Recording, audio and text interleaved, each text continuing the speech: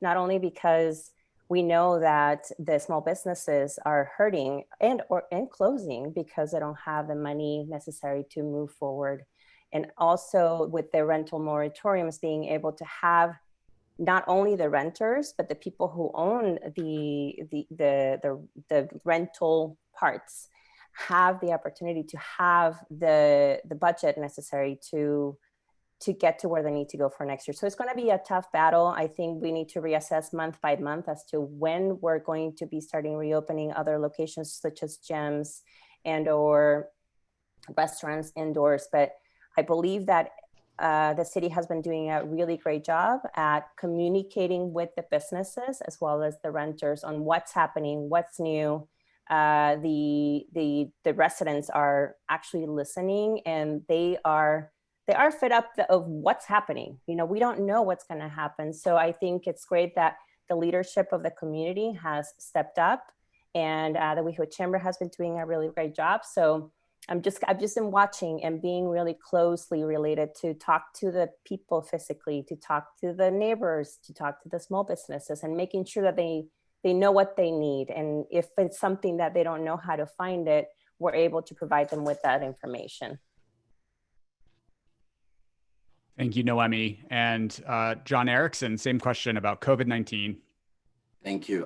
This is the crisis right now that we're really facing of our time. While we all have great ideas and we all want to bring something new to the city in our tenure, if we're elected, our number one priority has to be our COVID response and making sure our city residents and our businesses get back on track, because where we were at just 6 months ago was with 70% of our renter city base, they could pay their rent, no problem. But now we're facing individuals who are predominantly in the service industry, as well as individuals that work from home that are having hard times meeting ends meet. Mayor Lindsay Horvath, who I'm proud to have the endorsement of in this race, told me that the three things that people are calling City Hall about right now the most are people staying in their homes, food insecurity, and public safety. I have the relationships that we're going to need to not only talk with our federal officials while we see the slow response that we're getting from our federal government, but additionally working with the state and the county to make sure we're not only getting the financial resources that we need, but I remember back just in March and April when we were all struggling to make sure our residents had PPE and other things to make sure that they were staying safe in their homes. Additionally, when we're looking at our businesses reopening and how they can have the equipment to do that as well. We need to make sure all people are involved in this reopening. So making sure it's a coalition of workers, renters, business owners that are there at the table working together with all of us. I know the current city council is working on an incremental approach and our eviction moratorium is currently still in place. We're gonna have to be evaluating this day by day because as we see with COVID, it's a new day every day when the news is coming out, but we need to be dedicated to doing all that we can to make sure when someone calls City Hall, they're getting the services that they need.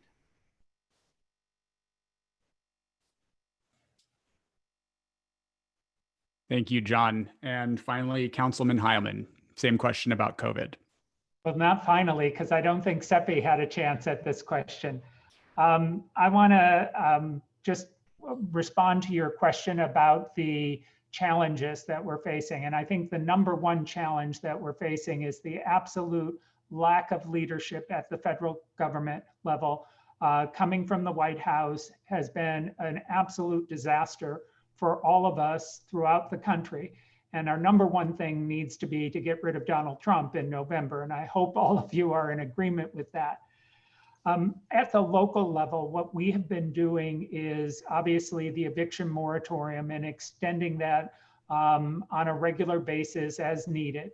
We've expanded our rental assistance programs that I mentioned earlier to make sure that our residents are getting some rental assistance. Some of them are already getting unemployment, but we also have specialists who are helping to cut through the bureaucracy at the EDD and help our residents get their unemployment benefits that they're eligible for.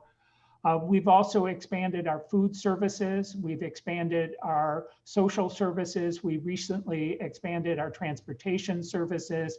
So we're going to continue to do those things to provide support and assistance for our residents. In addition to that, we are trying to do our best to assist our businesses. And the city manager and our economic development staff have been meeting on a regular basis with our business community to talk about what their needs are, to share information, to provide additional guidance on how to reopen safely. We recently had a meeting with our hoteliers. Hotels are a very important part of our economics here in West Hollywood.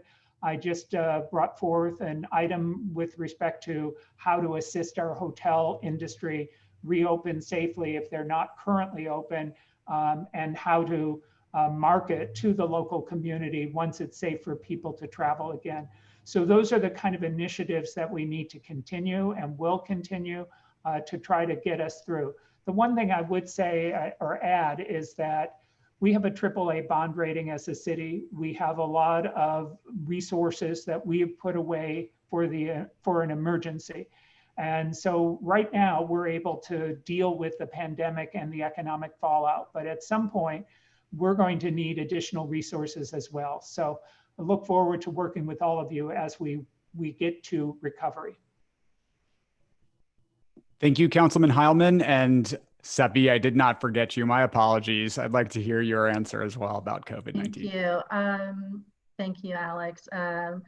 Yes, we need to vote for Joe Biden in November. Absolutely, 100%. With regard to West Hollywood, renters, seniors, people with disabilities, people that have become unemployed, the unemployment rate is so high.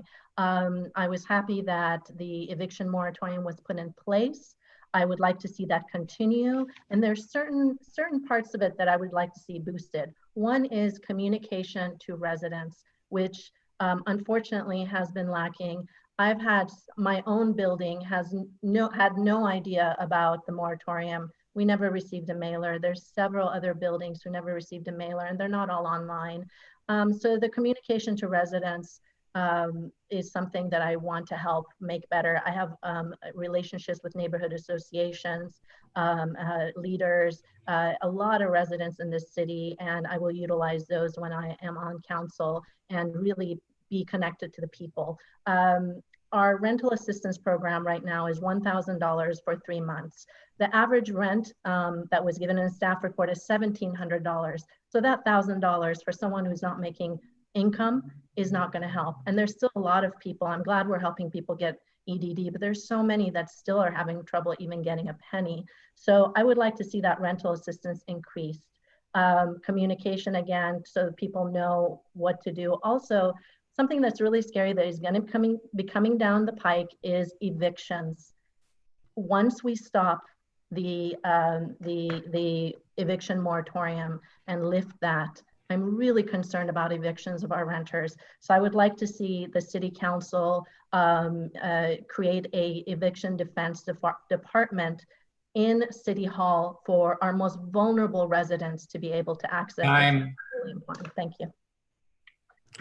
Thank you, Seppi. And I'm glad that you touched on evictions, because our next question is about the issue of evictions and rent. And I'm going to start with John Erickson. John, West Hollywood consists of over 78% renter-occupied dwellings. Now, the Ellis Act, which allows landlords to evict tenants to go out of the rental business, and Costa-Hawkins Act, which places limits on municipal rent control ordinances, both remain in place and they negatively impact these constituents. What changes do you advocate to those acts, and how can a West Hollywood City Council person make those changes come to fruition? Thanks, Alex. So I completely support repealing the Ellis Act as well as repealing the Costa-Hawkins. The city of West Hollywood is a rent control city. We're a renter city. We've been long on record of supporting the repeal of both of these acts, which we've seen just devastate those individuals who are trying to seek affordable housing or in regards to affordable housing in general. So I completely support their repeal. And I hope all of you will be making sure you're supporting Proposition 21 this coming fall, for speaking of Joe Biden and making sure what's important items that are on the ballot. I am proud to be a renter. I'm an East Side renter here in the city of West Hollywood. We need to make sure that we're doing everything at the state level to bring about change through repeal of both of these acts because they have harmful and they've had disastrous consequences on our community. So I have those connections. I'm endorsed by several members of the State Senate and State Assembly. And I've been working on these issues for quite some time, even collecting signatures for Prop 10 way back in 2018. Because we need to do all that we can and use the city as our pulpit to make sure we're getting all of this message out there to know how critical it is to repeal these harmful items, as well as making sure that our renters are protected and safe. Thank you, John. Councilman Heilman, your position on the Costa-Hawkins and Ellis Act, and what can the WeHo City Council do to make changes? So I support the repeal of both those acts. As John Erickson said, we're a rent control city, and I'm proud that I've been supported by the Coalition for Economic Survival, the largest tenants organization.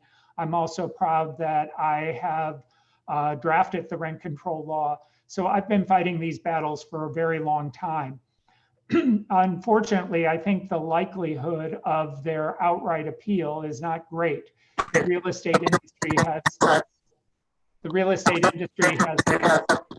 sorry, can you hear me okay? All right, the real estate industry has a great deal of power at the state legislature. We have tried to get repeals before. We have not been successful.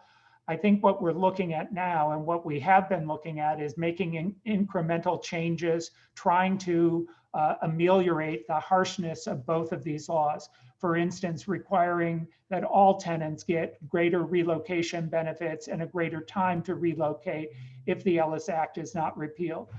With respect to Costa-Hawkins, looking at supporting statewide rent control, expanding the number of units that are under rent control. I don't know that we're going to get the legislature to move on this, but we have had our state lobbyists lobbying on this on a regular basis, on an annual basis.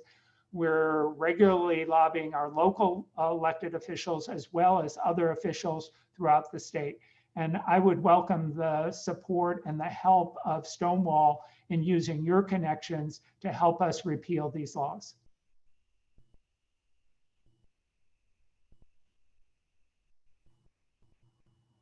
Thank you, Councilman. Seppi Shine.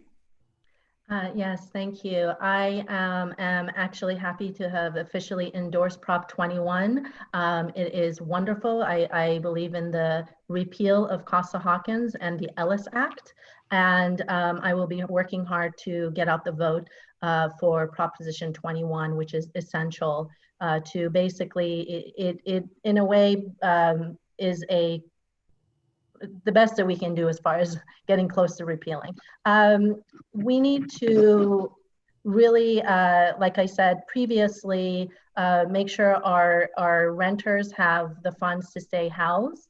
I have a lot of respect for the Coalition of Economic Survival, and they also know what's coming down the pike. So that is essential. We need to make sure that our communication, again, is key. I've known residents that have been Ellis acted and that have just been not getting either the information or they've been too scared to fill out our forms. They need to know that it's okay to give their information so that they can then be put on the list for affordable housing. And speaking of affordable housing, we need to do everything we can to make sure that when properties are Ellis acted, that we have the same number of affordable housing or rental stabilized housing replaced, and that's something we can do. And also, we need to also push the federal government, especially when Joe Biden gets in, to make sure there is a rent freeze and a mortgage freeze, because this pandemic is going to be here a while. So that's something as a world leader of West Hollywood we can push for. Thank you, Seppi. And finally, Noemi Torres. Yes, thank you. I believe that we do need to modify both of them. Landowners commonly misuse the Ellis Act to bypass rent control and to cash in during peak housing market periods. So it's time to repeal, modify this for sure. Especially now, I mean, we just need to make sure that our renters are taken care of. In the Costa Hawkins, I'm in favor of rent control, although there is some room for reform and vacancy decontrol for the owners to rent the vacant units to market rate. So after such units are rented, rent control would kick in, but not before then. So I really am in support to repeal both. And I'm looking forward to have the opportunity to move that forward, especially during COVID. Thank you, Noemi. And speaking of renters, when the eviction moratorium ends, tenants are going to be saddled with months of backlogs of unpaid rent with just 12 months to repay it. What can be done to keep our neighbors in their homes? And if you propose expenditures, how will you pay for it? And I'd like to start with City Councilman Heilman.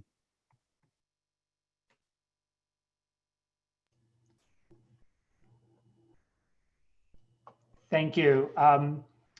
Thank you for that question. I've been giving a great deal of thought to that. One of the things that I've thought that we as a city can do with our resources is essentially be a backstop for the rent that needs to be paid.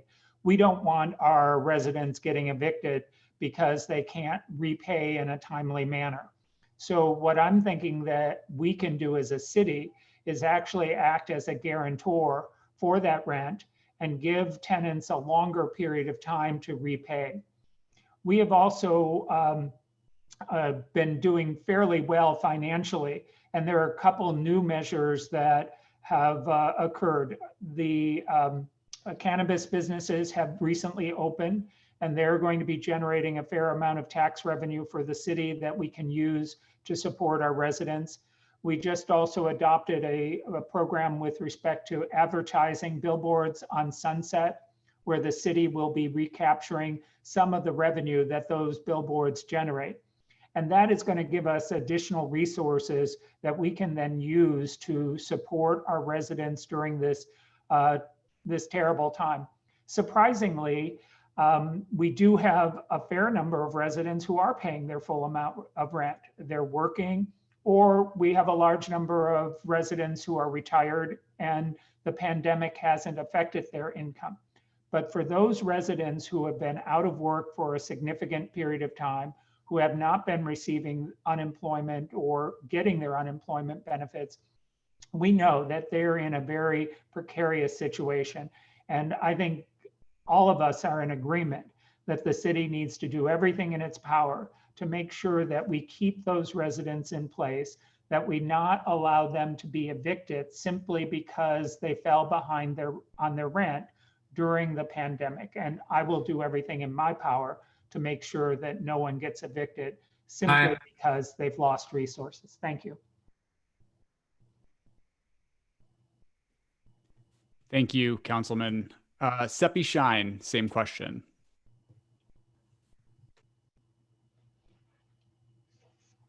Oh, there it is. I had to unmute myself. Thank you. I second tapping into our resources and what Councilman Heilman suggested. I also would like to see that the rental assistance that I spoke of, especially since there are many residents that are still able to pay rent, we need to make that rental assistance for the ones that cannot hire and perhaps expand that from 3 months to longer if needed. I would like to also have us set up a mediation, just like we have with the commercial properties. We have basically business owners can go into mediation with commercial landlords who are trying to evict them. We need to do the same thing for our residential renters. It's essential, as well as the eviction defense department that I mentioned earlier as well. Thank you, Seppi. Noemi. Lots of great answers here for sure. And I think that it is going to be very difficult to figure out the resources where they're going to come from. But I do agree that having the resources from business owners and or billboards, we also just approved the sales tax increase in the city of West Hollywood. And I think since we're going to be allocating that money into the city, that we should try to find a way to know what that number looks like and budget it in a way that we're able to provide assistance to the people who are actually running short in money once the moratorium ends. Excuse me. And so we will be able to do that. But again, we do have to make sure that we provide that information ahead of time to all of the renters via postcards, via information for them to know how that works. Not wait until the last minute of the moratorium, start working now on what that looks like for us to be able to provide the information, the support, and the mediation process for them to stay home. We need to make sure that we provide that, because also there's a lot of mental health situation when it comes to like you not knowing if you're gonna be in your house or not.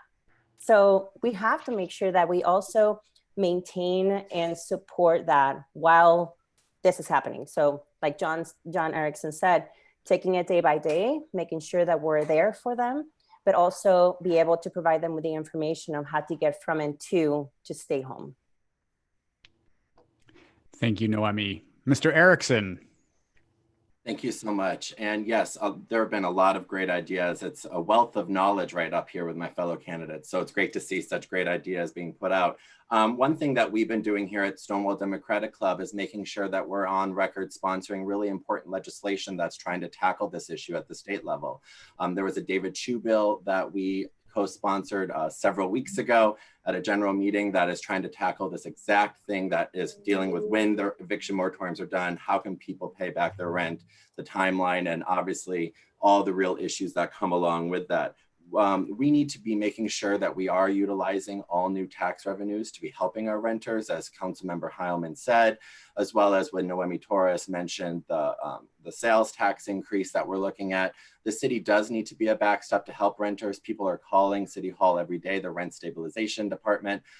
We have, and I know that there are people that are actually calling landlords as well as people that own the commercial property themselves right now at the council level saying, please do not evict this person, they can pay. The city's actually gone on record and is helping people write letters to them, commercial business property owners, to make sure that they can stay in their buildings and their businesses stay going on because they can pay their rent in normal circumstances. So we need to get creative. We need to think outside the box. But the city I know right now, and the city staff that I know so well, being one of them, is doing everything in their power to make sure people are getting the help they need. Thank you, John. And it is very nice to hear such a breadth of experience and ideas on this very important issue. Speaking of which, in California, regressive sales and gas taxes, sort of mentioned earlier, are rising, while property tax rates are low and effective property tax rates are even lower. The net result is the lowest income members of our community end up shouldering a rising burden. How can West Hollywood move towards more progressive taxation, even in the face of the financial challenges presented by the pandemic? And I would like to start with who started first last time? I think it was Councilman Heilman. So I would like to start with Seppi. Sure, absolutely. We definitely need to work with the state to and county and ensure that a progressive taxes are passed rather than regressive taxes. I would like us to provide a businesses, because small businesses and people are really suffering right now. We need to provide incentives to reduce taxes on low income, very low income and moderate income people for the short term, as well as the small businesses, give them a tax break from the business license fees up to a certain amount to help the small businesses survive. And also, we also need to make sure we pass a proposition that's coming up on the ballot, which is a split roll tax, because this is a huge problem that's taken away a lot of taxes revenue. And we need to make sure that the split roll tax is passed so our schools can benefit from that as well. Thank you, Seppi. Same question for you, Noemi. Thank you. I believe that we do have to make sure that we use the taxes wisely. And I would love, in a perfect world, be able to have the community know where the money goes to, not only for them to have the opportunity to say like, yes, I want the roads to be fixed. Yes, I want the schools to be fixed, you know? And there is a lot of tax reform that needs to happen. I do know that there is some propositions that are out there, specifically a property tax reform, and that although it's such a great idea to do so, I do know that small businesses and actually the landowners that have small businesses within their community, we must be able to find a way to get those monies. However, there may be a little bit of a flaw when it comes to being able to reassess or reform those taxes, only because the people that are renting the locations where they would be reassessing those locations, it's a little too low in my opinion. They're going to be reassessing, say, for example, our Joey's of the world, or the small businesses where you go get your coffee, for example. The location could have been bought at $750,000 10 years ago, but if they get reassessed, it would go at, $3.5 million, meaning they were paying taxes at 750, they're not paying taxes at 3 million. So the trickle down effect to small businesses may not work so much. So I think that there is some tax reform that could happen. We do need to massage and work a little more about being able to provide and know where that money's coming from, and how is that going to affect small businesses that way, as well as renters in that way. It's just, there's some room for improvement in some propositions there. Thank you so much. And John Erickson, same question to you. You gotta be specific when you say John on this call, Alex. There's two Johns. I can only manage so much.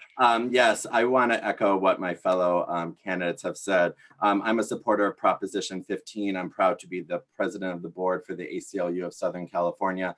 This is a proposition we're throwing all of our might behind because of what it will actually do for our tax base when we look at our schools and education, which is something that is an issue here in West Hollywood when you talk to parents, and how we not only improve our school options, but even look at the exploration of a middle school. We need to make sure we're getting this type of progressive tax that Prop 15, in my opinion, brings to making sure that our schools are fully funded.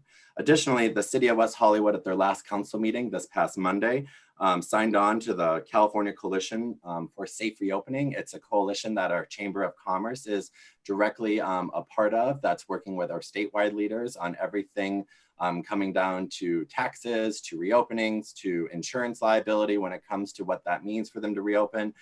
We need to make sure that we're working hand in hand with our chamber, as well as local community groups, nonprofits, as well as residents who are small business owners, and making sure that whatever the city does, we know it's fully based in a coalition of people, community voices, and making sure we're pushing forward a progressive way in which, if we ever do have to tax, that we're doing it in the right way. Thank you, John. And now to the other John, and I would like to apologize if I incorrectly stated your honorific. John Heilman is the mayor pro tempore of West Hollywood. So same question to you. That's okay. And you can call me the old John and John Erickson, young John. I agree with my colleagues here that we need to support Proposition 15. For those of you who are not familiar with it, most residential property turns over every 7 to 10 years, and that means it gets reassessed and taxed at the new rate. Commercial property and corporate owned property doesn't turn over frequently. And so there are corporations that are paying taxes based on the value of their property from 25 years ago or 30 years ago. And that means that local governments are not capturing that revenue. In West Hollywood, property tax is not really a large part of our budget. The bigger part of our budget is from hotel tax, which is not paid by local residents, the transient occupancy or TOT tax. Another big segment of our revenue comes from sales tax. Now, sales tax is not progressive because all of us pay the same rate, but our residents have actually voted overwhelmingly to increase the sales tax in the past to support the construction of Metro Rail. And we're going back to those residents again to capture the remaining portion of the sales tax so that it can be used to serve West Hollywood. couple other taxes that we have is the tax on new cannabis businesses. Those businesses are going to be paying a tax, a special tax that will go into the city's coffers. And I mentioned advertising previously. All of those billboards up on Sunset, they pay very little to the city of West Hollywood. Now, when you want to get a new billboard or expand your billboard or convert your billboard, you're going to have to pay a development fee that is going to be significant to the city. And that's going to be an ongoing source of revenue. And that's certainly a progressive form of taxation. Okay, thank you. Our diligent time.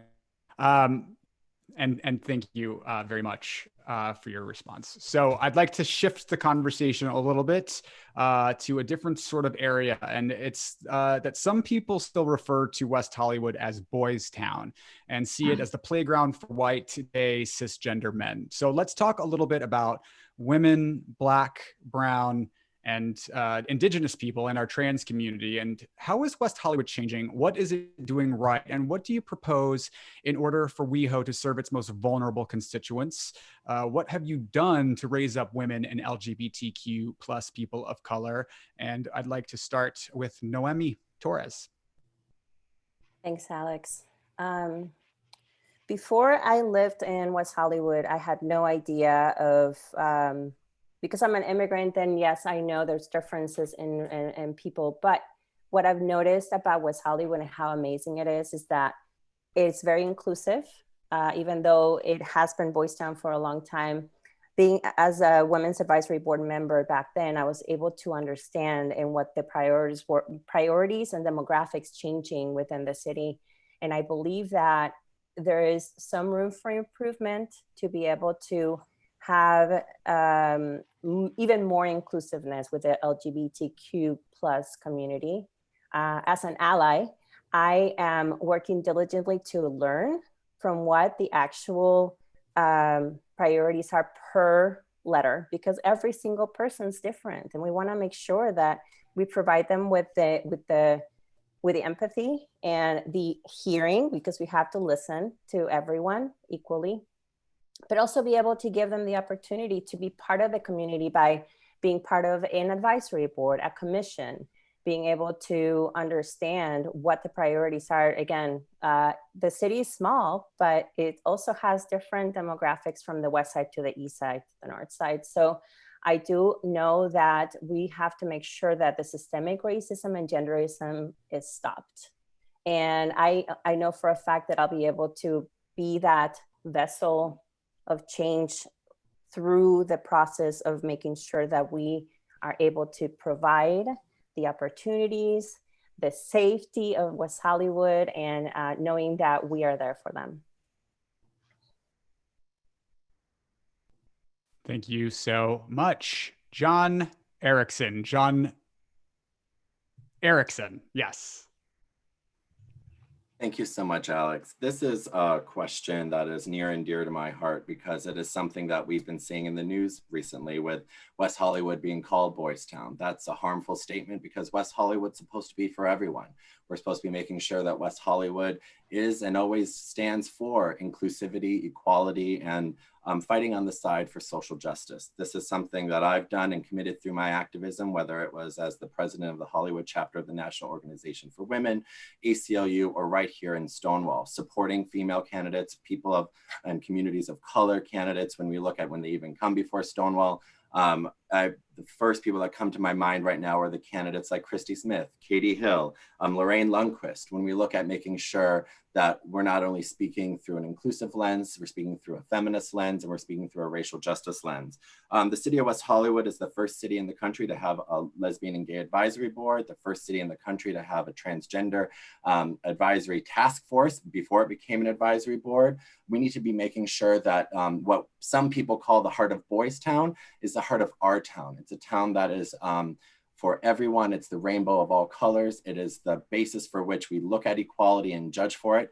we need to do better. We need to be making sure that our messaging is inclusive, more inclusive in my opinion. And it's something that I do when standing up for marches, when helping organize them, and making sure that at the end of the day, we're working on behalf of those individuals that look to us like I did as a young gay kid from Wisconsin, and seeing West Hollywood as a place I could belong and as a place I could love freely. Thank you, John. And our next John, Mayor Pro Tempore, John Holloman. Thanks, Alex, and thank you for those answers. I think there is room for improvement. I think the use of the term Boys Town, although it's often used in jest, it is not an inclusive message. And I think that we need to drop it from the city's lexicon. And as an elected official, it just sounds very exclusionary to me. We do have a large number of residents who are gay men, but not all of them like that kind of term. Boys Town is offensive to somebody like myself who's older, and it seems exclusionary to me. So I don't like that terminology. In terms of some of the work that I've done, John Erickson mentioned the establishment of our Lesbian and Gay Advisory Board, which I helped establish, our Transgender Advisory Board, supporting our Transgender Day of Remembrance. I established our Women's Leadership Conference, helped declare West Hollywood a pro-choice city. But one of the things that I think we could do better on is leveraging our social services dollars. COVID has really shown us that there are dramatic disparities, racial disparities in terms of health. And a lot of that has to do with systemic racism, inadequate access to healthcare. So I'm looking at our next social services round of funding, asking that we include money that is targeted towards addressing the health inequities of people of color. And I think that's something that is part of our core values as a city, that we reach out to all of the communities, and we need to do a better job. And I know Seppi had some ideas about establishing a task force. That sounds like a good idea as well, to make sure that we're hearing the voices of everyone in the community. Thank you so much. And finally, but not least, Commissioner Schein. Yes, thank you. So with respect to the Social Justice Task Force, I would love them to work directly with our Transgender Advisory Board and our Lesbian and Gay Advisory Board. And within that, I would love to have the name of our Lesbian Gay Advisory Board to include the bisexual community. I was happy to be a co-organizer for our world's first bisexual pride, city-sponsored bisexual pride for 2 years in West Hollywood. West Hollywood has done some great work, but again, as has been spoken, it is very cisgender male focused. It's reflective in the elected body. There has only been one queer woman elected since the incorporation of the city in the 80s. And the focus of delineation like Boys Town, and even the notion of recognizing Go-Go Appreciation Day, which are all incredibly male focused, needs to shift.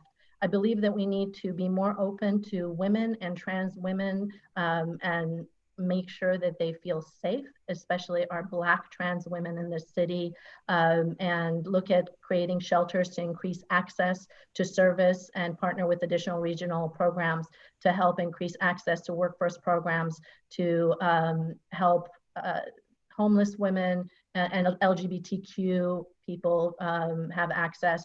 Another really important issue to point out is that Black gay men don't necessarily feel safe in this city. Just last year, we had Ed Buck, who essentially killed Timothy Dean, and the prior year, Jamel Moore. And this is not too long ago. This was last year, and that needs to be recognized. We do have a lot of work to do, but I am sure we can do that. I've been an advocate for the LGBTQ community for 20 years. With my work with the Human Rights Campaign, I have brought LGBTQ people of color and into leadership. Thank you. Thank you so much. I want to move this now to a very important question that touches on a very sensitive issue, and it's about substance abuse and addiction, which continues to plague the LGBTQ community and the city of West Hollywood, especially crystal methamphetamines, which is being called a silent epidemic and the crisis that no one is talking about, especially during COVID-19 and a global pandemic where conventional tools for recovery are not as easily accessible for people. How can the city of West Hollywood go further to serve those in the community who are affected by this addiction? And I would like to start with John Erickson. Thank you so much, Alex. This is a question that's really special to me because I have friends in recovery. I have friends that are dealing with addiction issues, and it's one that the city of West Hollywood does have a long-standing tradition on and making sure we advocate for. One way in which we do it is through our social service grants that we have and provide for the city. There are a number of excellent nonprofits that take on this issue and are funded directly by the city to provide these services. One thing that I directly did when I heard that the log cabin, which is on Robertson, was going to be demolished was as I reached out to our county board of supervisor, Sheila Kuehl, and she was shocked to learn that this was occurring. She was also shocked to know that no one else was calling her. So we got a letter, and I helped make sure that it got sent to the city of Beverly Hills and the city of West Hollywood to not only talk about the historic importance of the log cabin as a community space, as also what it serves for us as people who are dealing with addiction and sobriety issues, but then also the West Hollywood Recovery Center, which is in the June Mazer Lesbian Archives building, which sees meetings all the time because it is a vital part of our community because we do provide those fiscal resources unlike other cities do. I'm proud to have made sure I've held several meet and greets with just a sober community in general and hearing from them and their ideas. We need to be doing more to curb binge drinking, to curb fentanyl being used at parties and events that we would see normally at Pride or Halloween, providing resources to the Safe West Hollywood Project and West Hollywood Coalition that one of my good friends, Alexis Sanchez, runs, as well as doing all we can to make sure we stop overdose and addiction here in the city and that the city stands as an advocate with the sober community. And that's something I'm dedicated to doing every day. Thank you. And John Heilman. Yeah, John Erickson already mentioned the extensive social services that we provide, including not only outreach on the street, but we provide recovery facilities where people who are able to can get a bed to detox and to begin their recovery. We have been pretty strong supporters of the West Hollywood Recovery Center, the June Mazer Archives building. That building is one where we actually renovated it and we put in new space for the Recovery Center. We've also worked with the operators of the log cabin across the street. But in addition to the funding that we provide and the services we provide, we also do a number of other things. For instance, at Pride or at New Year's Eve, we co-sponsor a very big event for people who are in recovery, because those are times when people are often pulled back into drinking or using drugs. We've also adopted a policy of harm reduction. So the fentanyl test strips that we use, we're trying to say, if you are using drugs, we don't want you overdosing. We want you to at least guarantee or make sure that there isn't a substance in there that could cause your death.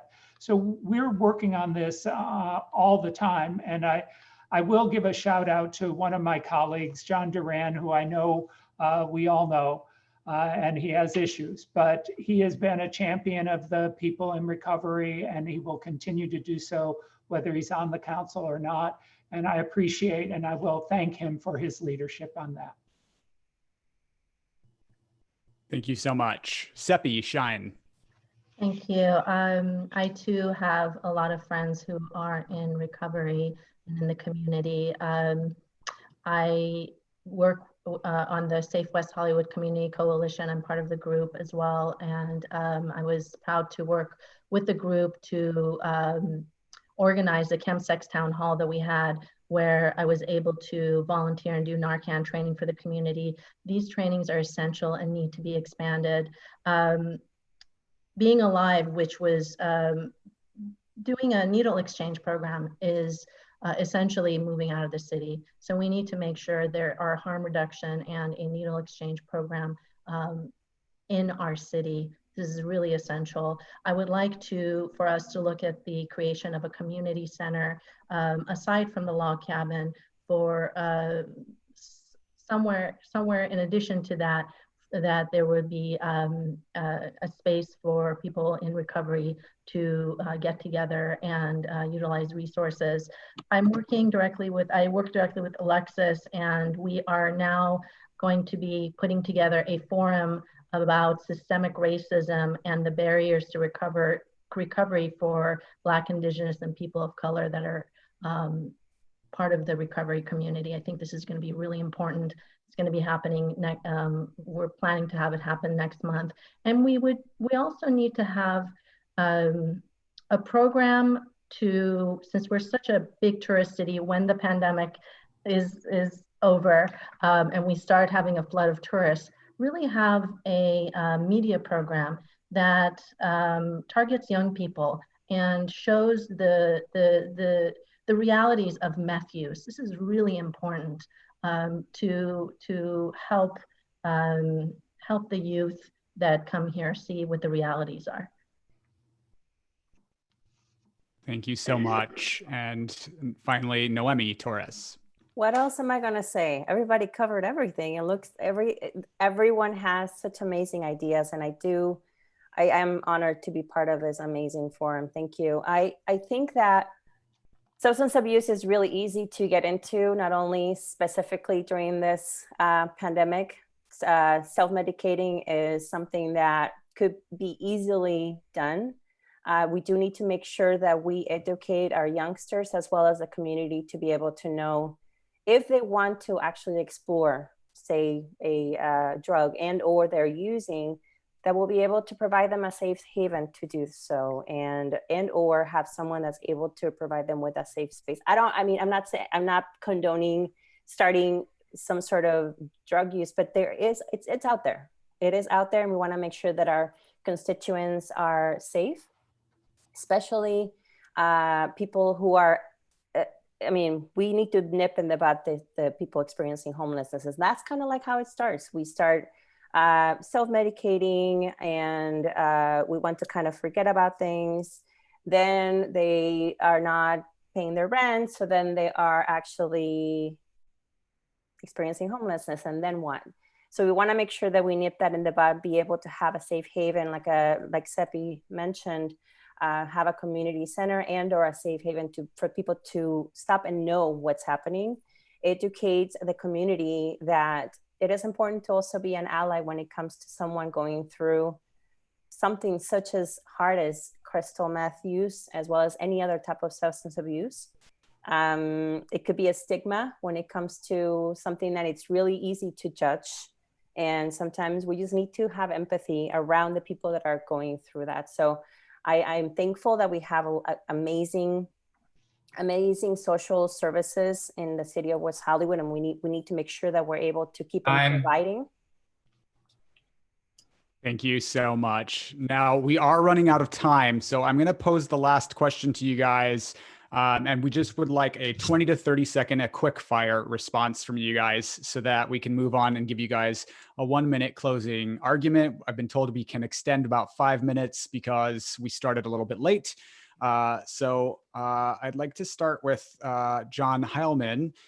West Hollywood, regarding West Hollywood's LGBTQ plus targeted city policies, please name one policy you would work to continue and one policy you would work to adopt or change, and what you think our city should be doing to assure that we continue to be a focal point of LGBTQ life and activism in California now that we have severed our relationship with Christopher Street West and LA Pride. And I guess really more the policy you'd keep and the policy you'd adopt or change. Well, I think we need to keep all our non-discrimination laws and keep our advisory boards. I think that those programs that we have adopted have really worked well to bring people into the city and to support various components of our community. I think we really need to rethink how we're doing Pride in West Hollywood. and the council has already initiated that. So I think that's one of the things that I look forward to being a part of. How do we reimagine Pride to make it more inclusive? Thank you. Thanks. Seppi Shine, one policy you would continue and one policy you'd work to adopt or change. Our social services for the LGBTQ community, we continue those absolutely. I would like to expand our, we have a single stall gender neutral policy. I would like to expand that to create gender neutral bathrooms across the board for the trans community. Thank you so much. Noemi Torres, one policy you would like to keep and one you'd like to adopt or change. Thank you. I believe the social services for sure. We need to make sure to keep on showing the grants and the support to them. But I would love to see a safe haven, a community, not called a shelter, but somewhere that we're able to support the people that are substance abuse users, as well as people experiencing homelessness, to have somewhere that can do use essential services such as a shower and or a location to take a nap and whatnot, to have a safe haven in that area. Thank you so much. And John Erickson, one policy to keep and one to adopt or change. Thank you. Yes, we need to be making sure we are strengthening our social service programs that provide the crux of what our community is calling City Hall about, whether that's rental assistance, food insecurity, sobriety issues, as we have spoken about. Our social service programs are the lifeblood of the city. People were known for it. We need to not only make sure that they're protected, but that they are expanded because they are so prominent. One thing that I'm really, like John Howman, and as well as my other candidates, is Pride, and what does that look like? We need to reimagine what Pride looks like in the city, but I don't think that we should be making sure that we throw out our longtime partner, CSW, working with us for 50 years. Thank you so much, John. You guys have been wonderful. We would really like to offer you all just 1 minute now to offer your closing statements and arguments to the club members and to the City of West Hollywood residents. And we'd like to start with Seppi Shine. Thank you. Thank you, Stonewall, for hosting today and hearing about our visions for West Hollywood. This election is about the future of our great city. After a combined 55 years in office between the two incumbents, it is time for new voices at the table. We need new leaders who will prioritize our residents, small businesses, and bring back the people's voices to City Hall. I am running because I am the leader that will protect our quality of life by adding more affordable housing, fighting for project labor agreements to bring more local jobs, and making sure our renters, who represent 80% of our city, stay housed through this pandemic. This election is also about representation and saying proudly that Black lives matter, especially Black trans lives matter. I am proud to be endorsed by dozens of appointed and elected officials and LGBTQ community leaders, including icons Robin Tyler, Ivy Bottini, and Bambi Salcedo. I am running because we all deserve to shine, and I would be honored to have your vote today. Thank you. Thank you so much. Noemi Torres, 1 minute.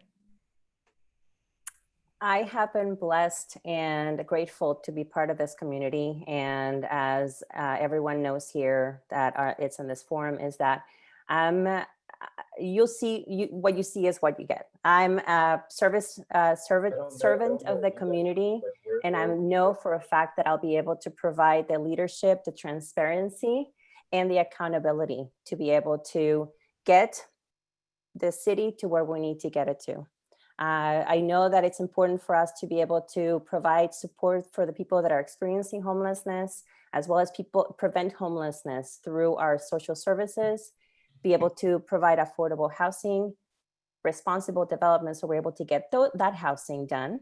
And also have different creative ideas of being able to not only get the renters to be actually homeowners through micro units, and get more women in office. We need more women. Thank you so much. Thank you very much. John Erickson. Thank you so much to everyone today, and thank you to all of my fellow candidates. It's great to be here with all of you. I remember what it was like when I walked into City Hall on my first day as an intern with the City Council offices. I was able to work my way up to being a council deputy to Councilwoman Abby Land, work at the city for 6 years, transition into my job at Planned Parenthood Los Angeles, and really understand that West Hollywood deserves integrity and experience when it comes to the leadership on our city council. Through my work at Stonewall, through my work at the ACLU, through my work being out there in the community, I know I am that leader that can bring that experience on day one to make sure we're tackling the big issues, but also pushing for the city to be who we want the city to be, not only in 2020, in 2021, and in the future. I know I can win this race. I know I want to run proudly with Stonewall Democratic Club's endorsement. And I want to thank each and every one of you for being here, for being part of all of our stories. And it's an honor to be in this space, coming from Stonewall and now asking you for your endorsement. Thank you so much. Thank you so much. And last but not least, John Heilman. Thank you. And thank you to everyone who participated today. Thank you to the other candidates, and thank you to Stonewall for having us today. I love the city of West Hollywood. I love the community that we have and what we've been able to accomplish here. That's why I've dedicated 36 years of my life to serving the city. And I'm not going to apologize because of my dedication and my experience. I think the last 4 years, we've seen what inexperience looks like at the White House level, and it's been a disaster. Right now, given the crises that we are facing, with COVID and trying to get our businesses to reopen and recover and serving our residents, I think my experience and my dedication is critically needed. I would be so honored to have Stonewall's endorsement once again, and I look forward to representing the people of the city of West Hollywood for the next 4 years. Thank you very much. Thank you so much. And thank you to our wonderful, talented, and just full of ideas candidates for West Hollywood City Council, John Heilman, John Erickson, Seppi Shine, and Noemi Torres. It has been an absolute honor and privilege to be able to speak with you guys today. And I'm really just so glad that we had the opportunity to have this conversation. And if you liked what you saw today, please visit us. If you're not already a voting member of the Stonewall Democratic Club, please visit us at www.stonewalldems.org/join. For only $25 a year, you too can become a member of this wonderful organization. And that is my cue. It's been great. And I'm going to turn it over to Jane, who will now explain the voting process. And good luck to all of you. Great. Thank you so much. And a huge thank you to Alex Mohajer. If we were here in person, we'd all be applauding for all of the candidates and for Alex, because it is hard to keep track of who's gone already and what you're doing and everything else. So a super thank you. My brain is mush, Jane. I have got nothing left. Well, I would say I'd buy you, an iced tea or something, but we social distancing. Yeah. So anyway, thank you again for doing this. You are amazing. All right. So here's how we're going to handle this now. In a moment, Steve Bott's going to come on we'll go live and tell us what the credentialing report is, or if we have anybody still waiting to credential. Then we're going to do a poll. Only people in the Zoom room, the only people here are people who can vote. That's why this was so convoluted, right? Because we wanted to be able to allow you to vote on the spot, not have to go find a link or a text or an email. I mean, you know how hard it was to find the email in order to come into this space. So we'll have a poll, a Zoom poll. These are your options. This is not the poll right now. I'm sharing my screen, but so you know what it's going to look like. Because basically what we're saying is one of these choices is what you would be writing on a paper ballot if we were able to vote in person. So you're going to find the choice that matches what you would like to do, and then you'll hit submit. And Steve Bott will receive that information, and then we'll share his screen with us. We'll have about 10 minutes for people to vote, during which we'll do some announcements. He'll share his screen with us, and then I'll share a spreadsheet where we take those numbers, plug them in, and see. The requirement is 60% to reach endorsement, 60% of the ballots. Now, I do urge you not to choose no endorsement, because that means no one is qualified. And I think we're all pretty sure there are some people who are definitely qualified for West Hollywood City Council who are on this forum today. But you'll pick the option of whatever it is that works for you. That is the what you would have written on your paper ballot. So Steve, do we have a credentials report? Steve Bott? Yes, I'm credentialing one or two more people, but so far the report is basically the number of participants in this. Okay, but we want them to be in the room before we go live with the poll. So Yeah. We could take like 2 or 3 more minutes to get the remainder, and then. Right. If anybody needs to run to the bathroom, this is the time to do it. Yeah, we'll have to close credentials in a moment, so I'll just get these last few people that are waiting, and then we'll go forward. Then I'm going to share something else. We have a really exciting, hold on. I have a really exciting, here we go, event coming up in support of our endorsed candidate, George Gascon, with Megan, I never get her name right, Rapinoe? You know, you may know her as the out lesbian queen of women's soccer. She is amazing. And so she is, you can find this on our Facebook page. It was also in the weekly political email. We do an email every week. I urge you to read it. There are lots of opportunities as we're getting close to the election for ways that you can get involved. But we're hoping that we can have a good group show up for this event on Wednesday, this coming Wednesday at 6 o'clock. To help raise money for Gascon, because you know that the police unions are all in for Jackie Lacey. They are doing IEs, they're making donations to her. They are, you know, they're definitely trying to buy the election for her. And we stand in solidarity with Black Lives Matter. Many of you who were at our meeting last October where she came to visit, and the parents told the heartbreaking stories of their sons who had been shot while being Black, basically. You know, it would have been handled completely differently if I'd been the person that the police were arresting, let's just put it that way. So we stand with George Gascon, and we're working really hard to get him elected. So Steve, you'll let us know when we're ready to do the poll. All right, so 60% of the ballots cast. If in the first ballot, if there is someone below 20% and we don't have 2 people who got 60%, then we will have a second ballot where we drop people below 20% or we already have awarded one of the spots to the 60%, if that's how it works out. We'll do a second ballot. It'll take us a couple minutes to set that up. So we have 1 person waiting in the waiting room, it looks like.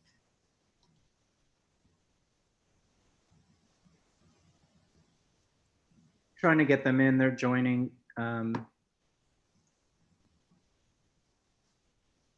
Okay, not. just since we're showing you kind of trying to be transparent about how this is going to work. This is the worksheet that I'm going to use will list how many votes each of these options got and then assign the votes appropriately to the candidates. Are you able to see that? I'm never quite confident that you can see what I'm doing when I screen share. And then we'll total the total votes, and then we'll figure out what the increment or the number is in order to achieve 60%. So this will be our worksheet for the first ballot.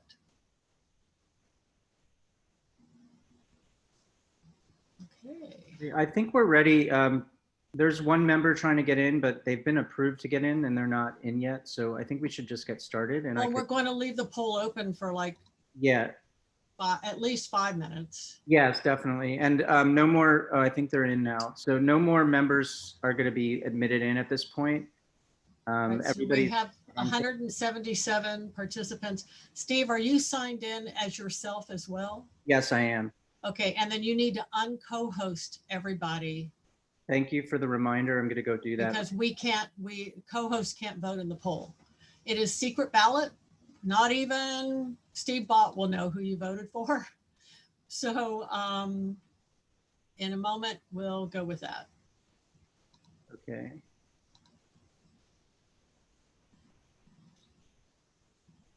Okay, everybody has been made nobody's a host except for the Stonewall Democratic Club account. There's 178 participants. Nobody else will be allowed in. This is the end of the credentialing report. So I'm going to go ahead with the poll at this point. Yep. Let's hope this works.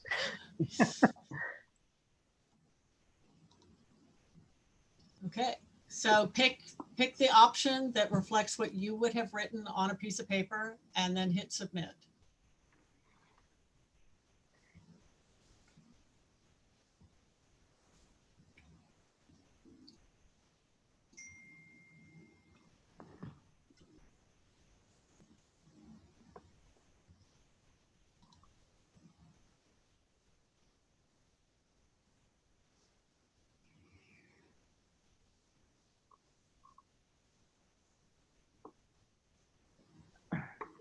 Hey, Alex, I know your brain is mush now, but did you want to talk a little bit about the Vote at Home initiative that you guys are working on?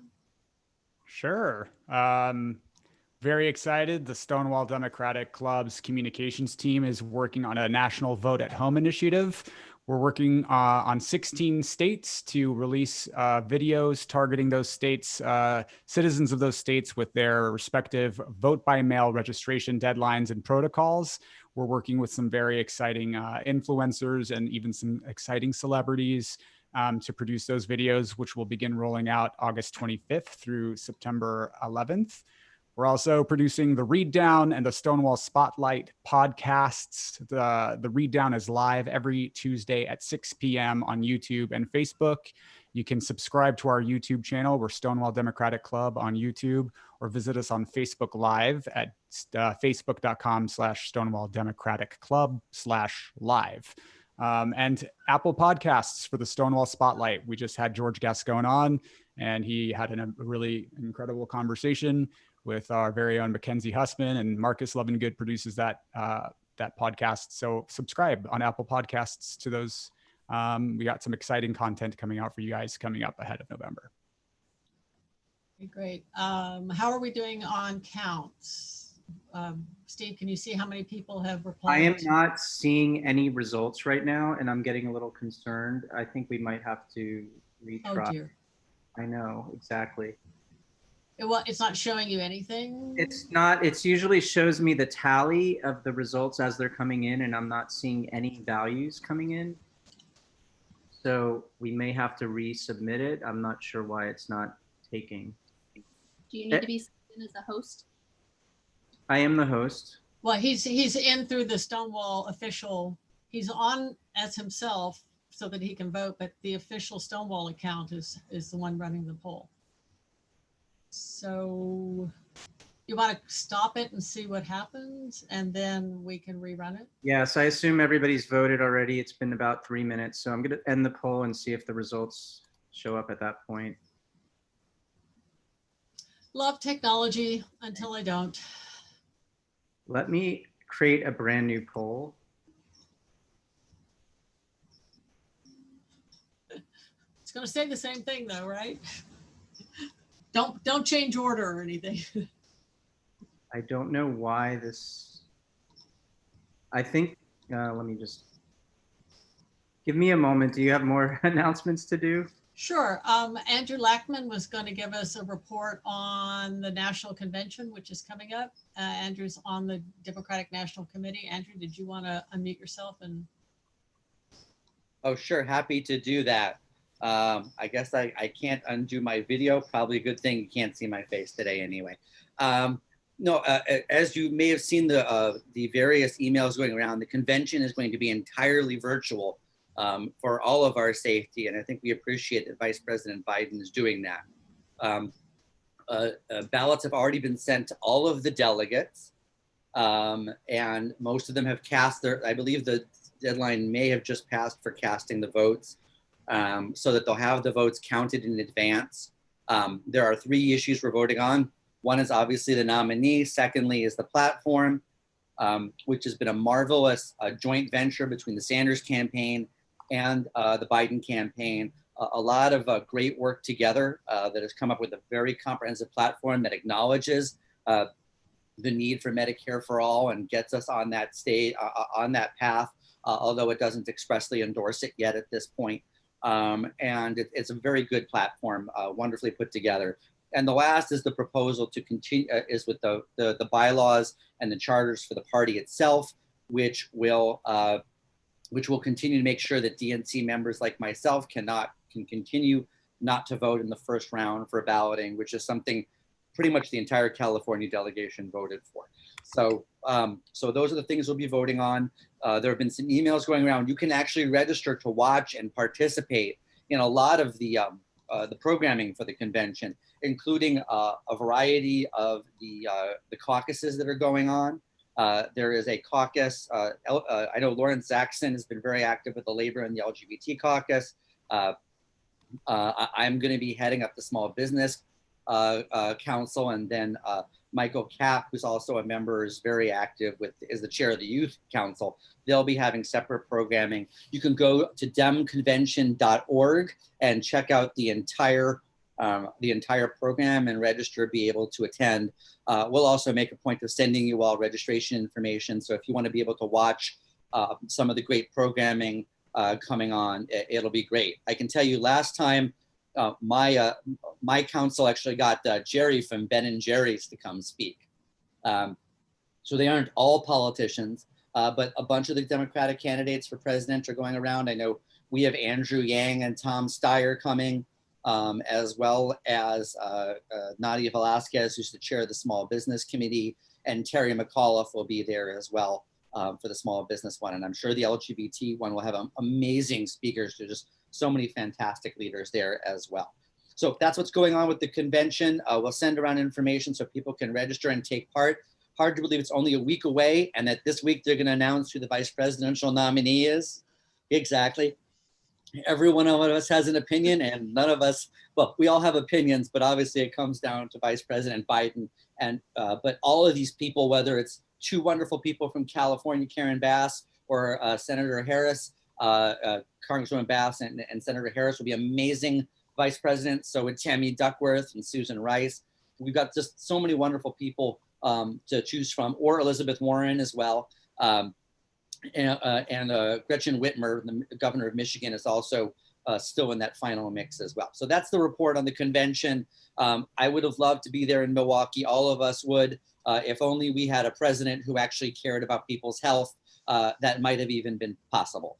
But unfortunately, that's not the case. And, you know, you're not going to get to see the hometown that I grew up in Milwaukee. I grew up in Milwaukee and Baltimore. But this will be a great convention, and we'll all come out of this very united, moving forward to support Vice President Biden, whoever his running mate is, to get this man out of the White House once and for all. Thank you, Andrew. Dignity to our country, leadership. I could go on for hours on that one, but I won't. And we have additional members of the Democratic National Committee who are members of Stonewall. It's kind of cool. Of course, we have Gary Shea, our parliamentarian. And because I'm not a co-host right now, I can't turn people's videos on and off. So, you know, we can turn these on afterwards. We also have with us Lawrence Zaxton, who is the secretary of the LGBT caucus at the Democratic National Committee. I'm sorry, Gary is a member of the executive committee. Oh, wait, so was that the results? Oh. Are these numbers? Now, don't look That at anything. actually, I'm not seeing anything on mine, but I do see the results on. Are you seeing numbers? I'm not seeing the numbers. I'm seeing the results on my actual personal account where I'm logged in.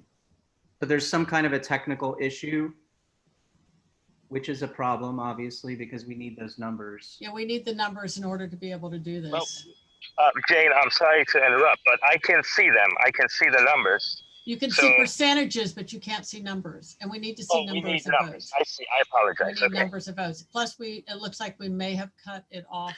We don't know what the total number of ballots cast were. There are numbers next to the percentages on my screen. Oh, there are? Okay. Yeah, this is Scott Svonkin, and I see there's a number in parens and then the percentage. Okay, that's very interesting. I should not be on my screen, and I'm not seeing that. It may not Definitely be not on wide mine enough either. for phones. I think it depends on what platform you're using to view the Zoom. If you're using Okay. Mac, we only see percentages. So Well, but maybe the host is supposed to be the only one who sees the numbers. And that's why we were going to do this whole thing where we shared it specifically. Okay, let's. Well, can we have somebody that has the numbers read them off? The numbers will match the percentages if everything's. Do you have a total number of votes cast? I'm Scott? not seeing any of that. It disappeared. It was on the screen and then it's disappeared. It had the numbers. Okay, we're going to have to rerun it. I took a screenshot of it. This Oh, is good. John D'Amico. Okay, I'm happy John. to text it to someone if they'd like. Text Hi, it to me. Jane. Hi, Yeah. Jane. It's Flo. I just texted you a screenshot. Okay, There you go. thank you. Thanks, Flo. All right, I'm going to read them out. I'm going to enter them into my little. Jane, do we want to redo the poll to keep it open longer? Because you had mentioned it would be open for 10 minutes. At the top of the screen, there's a little green note that says poll results, and you can click on that or touch that, and the poll Oh results yeah, show it's up. still there. I must have clicked something else. The poll results are at the top of the screen. Yeah. Okay, well, it looks like I'm trying to see how many total votes were cast. 5. Okay, let me see. I'm going to share. Oh, you have to make me a host again. You have to make me a co-host, Steve. So I have to take my computer out?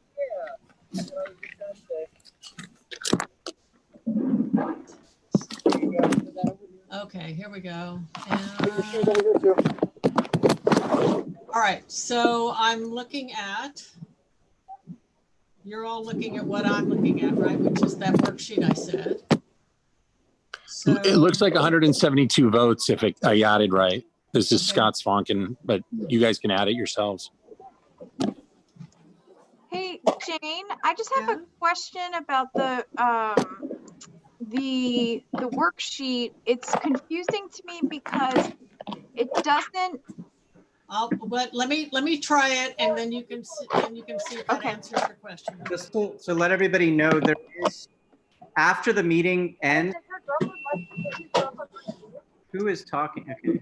You please mute yourself. It looks like Lindsay, if you want to.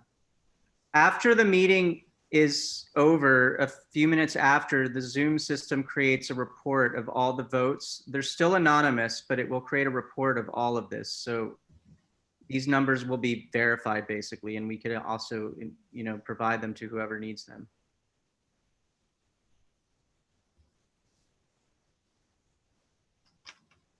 All right, so that's the total number of ballots cast was 172. All right, so Heilman and no endorsement gets 3 for this. Heilman gets 3. Heilman gets 15. Heilman gets 72. Heilman gets 1. So Heilman gets a total of 91 votes. Okay, Shine gets 39, 26, 3. Wait, I need to put this one in here too. 15. Right? Yes. So that's Shine got 83 votes. Is this making sense to people here? Yes. Okay, so 72. 26, 8, and 4. Okay, so John Erickson met the 60% threshold. All right, now where is Taurus? Taurus gets 1. And 3. And 4. And 1. So Taurus is below 20%. So we'll do a second ballot. The second ballot, and thank you, John D'Amico and Scott Svonkin for helping us out here. The second ballot will read like this. What about no endorsement? Hold on.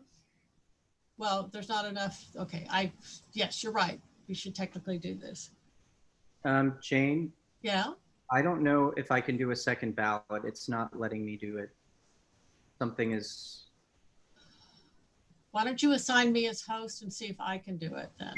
It's not a second ballot, it's a second question. Second poll. It's yes. 4 o'clock. Okay, whose computer does that?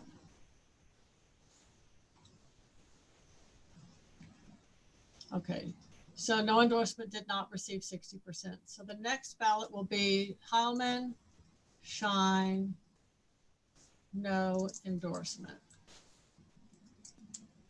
That will be the next ballot. / poll. Are there any questions right now, other than the fact that we're having trouble figuring out if for some reason, we're supposed to do up to however many polls in a Zoom meeting, but it's just not liking us today.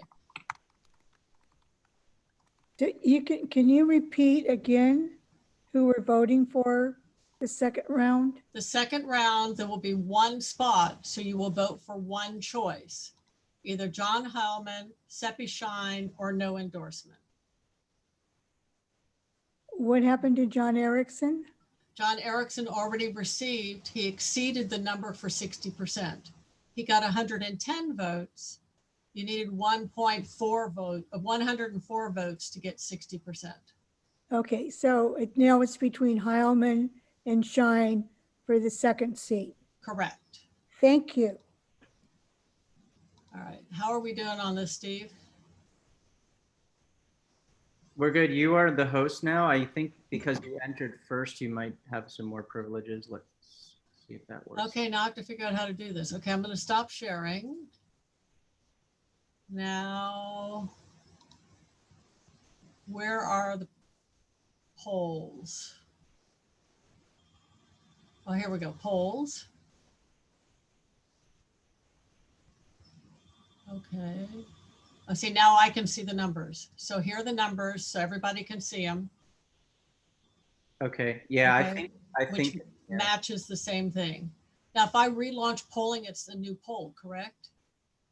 Well, I wasn't able to do it. I think it had something to do with the fact that you had entered as host and then I entered afterwards. So you might have more, you might have Okay, the right. wait, let me screenshot this before it goes away. Because apparently once I relaunch polling, it's going to, I'm not gonna be able to access this document again. Okay, continue. Now, how do I edit this poll? Whoops, end polling. It wants to, okay, here we go. Polling 2. Polling 3, aha, here we go. Not a test poll. How do I edit this? I don't know how to edit the poll, Steve. I need your help. Okay. Do you need a third poll? I can do that on, Yes, can you create the third poll? I'm doing that now. Okay, so the third poll will have John Heilman, Seppi Shine, no endorsement. Okay.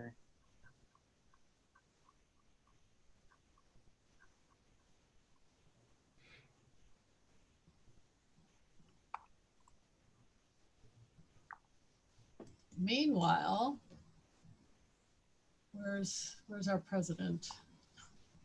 Lester, can you raise your virtual hand so I can find you to turn your camera on?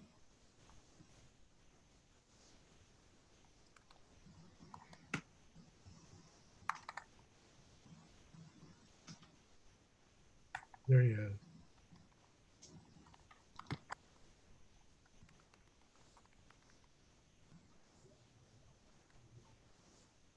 Okay. There's a third poll. Okay, so, all right, and so now the master,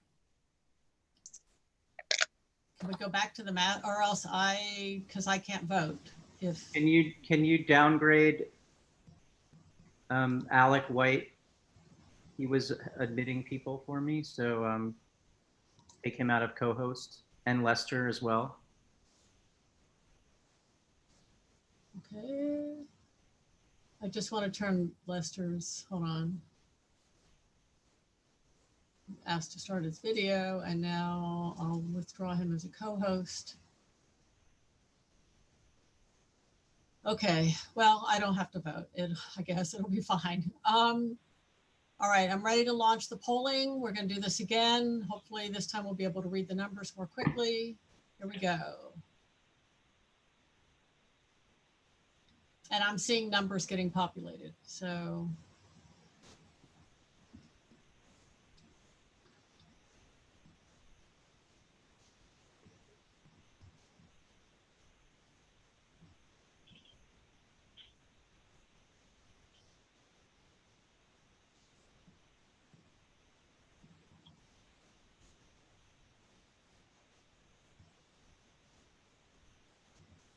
Okay, we had 172 people vote last time. Okay, we have 163 votes in so far.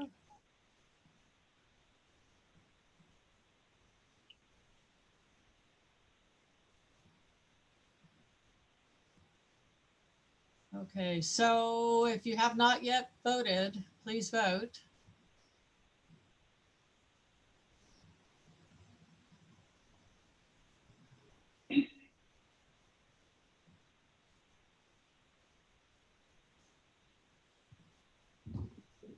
Okay, we'll give it another minute. Lester, did you want to go ahead and acknowledge the other DNC members and the electeds who are here while we're waiting? Absolutely. Can you hear me? Yes. Okay. We want to thank all the public officials who joined us today. This is in no particular order, just according to whether or not I could see you on the list. We had Assembly Member Richard Bloom, Assembly Person Laura Friedman, City Council members Paul Corrett, David Ryu, and Monica Rodriguez, West Hollywood City Council member John D'Amico, West Hollywood Mayor Lindsay Horvath, Board of Public Works President Kevin James, LACDP Chair Mark Gonzalez, LACDP Vice Chair Sergio Carrillo, LA Community College District President Scott Svonkin, Santa Monica City Council member Sue Himmelrich, Lorenzo Briones, El Monte Union High School District Board President, and our DNC members Gary Shea, Andrew Lackman, Lawrence Saxon, Carolyn Fowler, Michael Kapp, and Melahat Rafieh. Thank you so much, everyone, not just the elected officials, everyone who participated and who's still here awaiting the results. Carolyn Fowler is also a brand new DNC member. I'm also an elected official. Nicole Phillips for the Santa Monica Rent Control Board. Nice. Oh, Sorry, my apologies. We should also note the attendance of Michael Aguilera, who is the West Hollywood representative of Adam Schiff. Thank Nice. you. Okay, I'm not seeing any more votes coming in, so I'm going to end the polling. And I'm going to share the results. So what this means is that our second position is no consensus. Since nobody reached 60% and there's nobody below 20% to drop. So our endorsed candidate will be John Erickson, and for the second spot, no consensus. Thank you everybody for participating. I encourage you to read your weekly, by the way, Andrew, just so you know, clearly you didn't read the weekly political email because yeah, I included how to sign up for the DNC and all that. And the schedule, etc. So please Well, read because you're on it, Jane, because you're amazing. So read the political email that goes out every week. And a huge shout out to Anna Kozma, who makes them pretty, because I can put the information in, but oh my God, she makes them engaging and lively and not my mother's email. Of course, not that my mother, never mind, going on. All right, thank you everybody for coming. Lester, I'm handing it back to you. Thanks, Jane. I think we should let Mr. Erickson address the members as our endorsed candidate. John? You're muted. I'm one for not having, I'm not one for not having words most of the time, but I want to thank the entire membership, Stonewall Democratic Club, for your support in this endorsement. I first came to Stonewall 6 years ago as a volunteer, and I asked some way I could help and get involved. The way in which we always try to get involved as activists. As someone who wanted to one day run for an elected position, understanding the role and responsibility that would take, and I wouldn't be there without Stonewall. I wouldn't be there without the people of Stonewall. I wouldn't be there without many of you on this call who are dear, dear friends. This is an endorsement I don't take lightly. This is something that I am truly proud to have at this moment. It is obviously with mixed emotions and the ways in which we all want to fight for all that we can. And I'm going to be fighting for all of the things we spoke about today. More so, I invite you to come on and join the campaign at ericksonforweho.com. And again, thank you. And I obviously couldn't be here without you. So just thank you, Jane, and everyone on the team. Thank you, John, and congratulations. Our next meeting is on what date? Our regular meeting, fourth Monday of the month. It's the 24th, I I think. should know this. We're going to be That will taking be our up, next. we're taking up like 40 different races. Alhambra to Santa Clarita to Santa Monica and everything in between.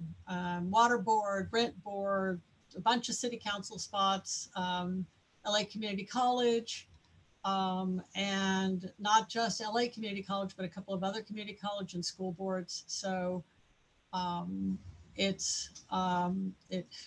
got our work cut out for us this month, but